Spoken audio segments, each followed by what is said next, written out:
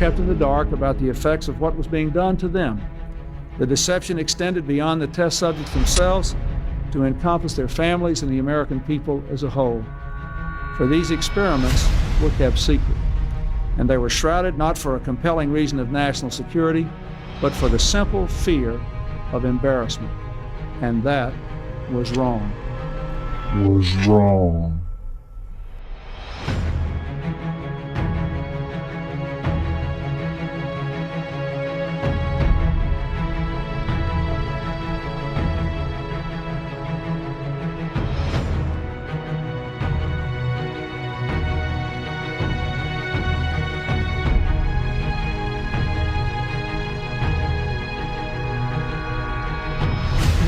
We've got the military had just deployed some of these into Iraq, where you can put fake troop movements a quarter of a mile away on a hillside.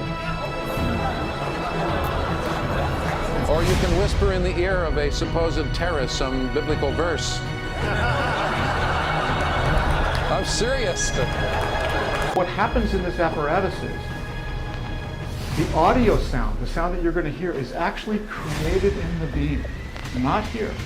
And because it's created in the beam and it stays in the beam, we have a beam of sound. So let me demonstrate this for you. Let me turn it on. And I'm going to find the piece of music that we like. Yeah. You may not like it. The Eagles?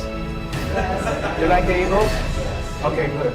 Oh, we have a friendly audience this year. Yeah. I think they're just saying that to make us feel better. Right. All right.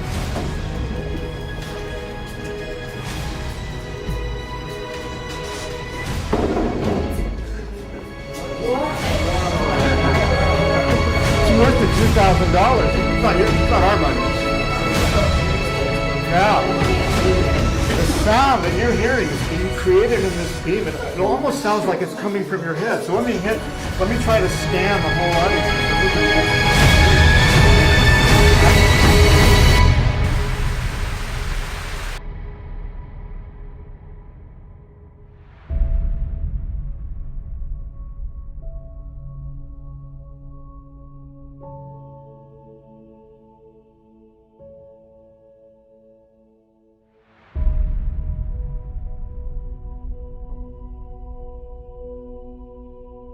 I can disrupt an individual from the level of their cell to their system, and disrupt individuals on a variety of levels, from individuals all the way up to the social fabric. Target a specific individual, change or eliminate that individual with very little attribution and trace, and be able to leave prior to any attribution. In a new Cold War, and this is why countries are developing this. I mean, really developing this. And this is why all of the microwave transmitters are going up everywhere. Because somebody, if they wanted to, could use them for other effects. The system is up and running. MIT was awarded a number of years ago to Woody Norris. This is 2005 or 2006. And that award was $500,000 for doing what's called acoustic heterodyning, being able to send a signal from 2 points into an individual so they literally hear a voice in their head that nobody around them hears. I mean, voices are the easiest ones because all you have to do is stimulate the cochlea with a set resonant frequency. It's very easy. Voices are very easy. And it isn't people imagining voices, they physically hear them. You can physically make people hear voices, certain voices, and it can be any conversation, and it can be anybody you want to hear. It can be a soft, angelic voice, it can be a god, it can be something that scares you like a devil, it can be anything. They want to experiment on you. By the thousands, they will. And you can be driven to insanity and death, and you just become a tick in a box without any so much as a feeling. Yeah, and this is what they do, and this is why they are above the law. One of the experiments was to take an ordinary sane person, cause insanity, and have a psychiatrist who was unknown to everybody diagnose schizophrenia or paranoia or a psychiatric illness. That was a successful outcome. That was a successful outcome.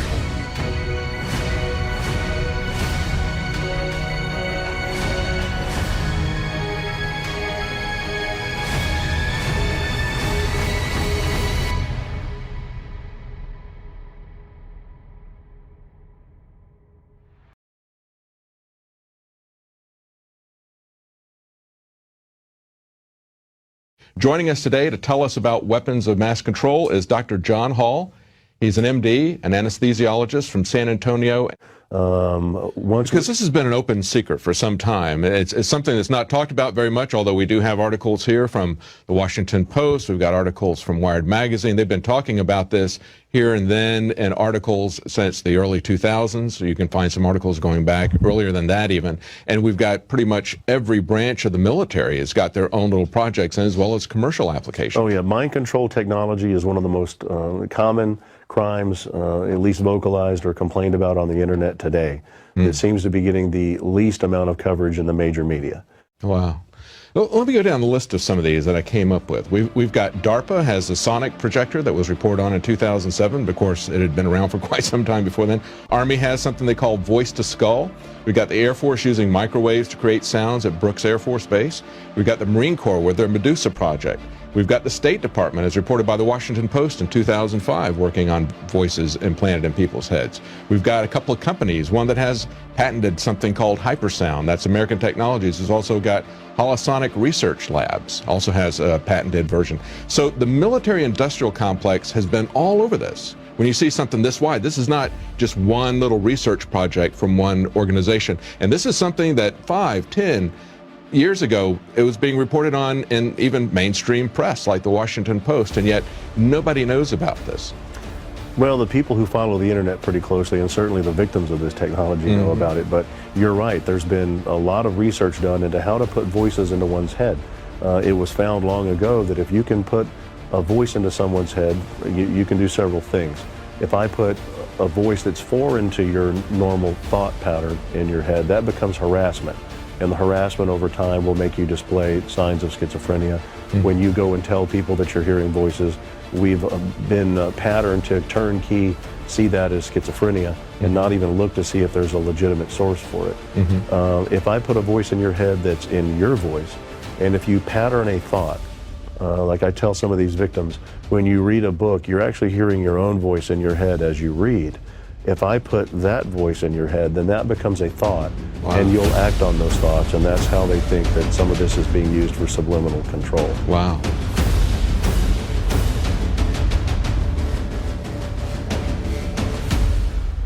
Trouble sleeping in recent years, was hearing voices in his head.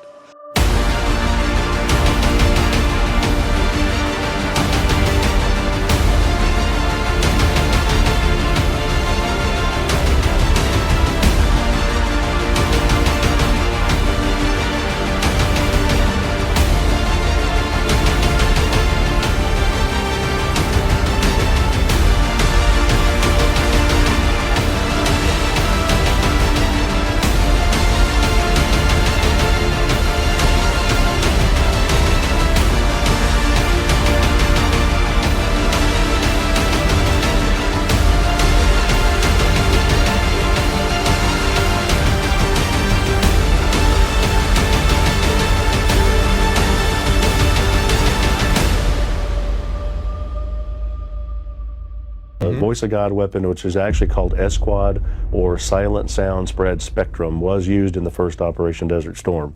That was one of those scenarios where 1,500 Iraqi soldiers disassembled their weapons, got to their knees, and surrendered to 150 Marines who didn't have enough slip ties to tie them all together, because, and this was admitted, that they used SQUAD to put the voice of Allah in their heads to tell them to surrender.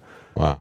Well, it's always like any technology. It could be used for good or it could be used for evil. I don't know if there's any good use for putting voices in people's heads, but certainly what this reveals is the dark side of people that are involved in this connection. Now, talk to us about how you distinguish between something that is artificially being beamed in, voices being beamed into you with this technology, versus somebody who really is schizophrenic? I'm glad you asked that, because I especially being a medical doctor, I don't want to come across as everybody hearing voices is being victimized by technology. Certainly schizophrenia exists. For one, schizophrenia is not quite as common, I think, as the press has led people to believe. It's still, severe schizophrenia is still a relatively rare disorder. Most of the victims that I've worked with can pinpoint the day that they started hearing voices and the day that they noticed organized stalking, people following them around from their home to work.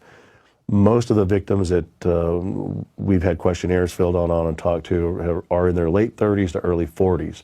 Typically, schizophrenics are identified from 18 years old to 28 years old, maybe a little later in females, but almost always at a young age. Typically, those people are described as never having been quite normal. You don't see it in high-functioning, educated individuals who all of a sudden turned 40 years old and acutely became schizophrenic overnight. Also, if you talk to schizophrenics about what they're hearing, typically it's God or angels or deities or garbled voices like you hear in a subway. The people that are being victimized by this technology are hearing the voices of people that are obviously watching them. Oftentimes they'll know the names of these voices because it's a two-way communication system. So they're hearing the people doing the surveillance talk to each other as well as talk to them.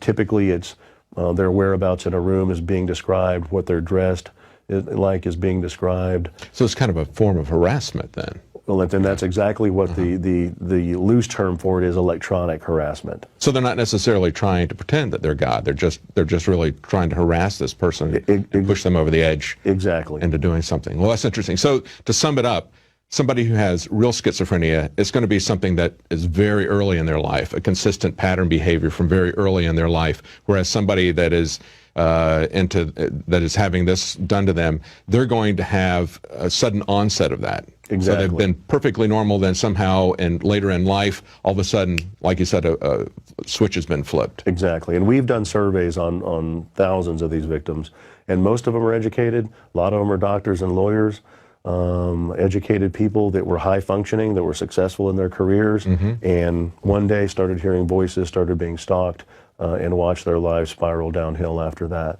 And the other kind of Democrat. I'm sorry. Oh, sure. The other thing with schizophrenia is schizophrenia does respond to treatment. You can put schizophrenics on medication and they'll improve.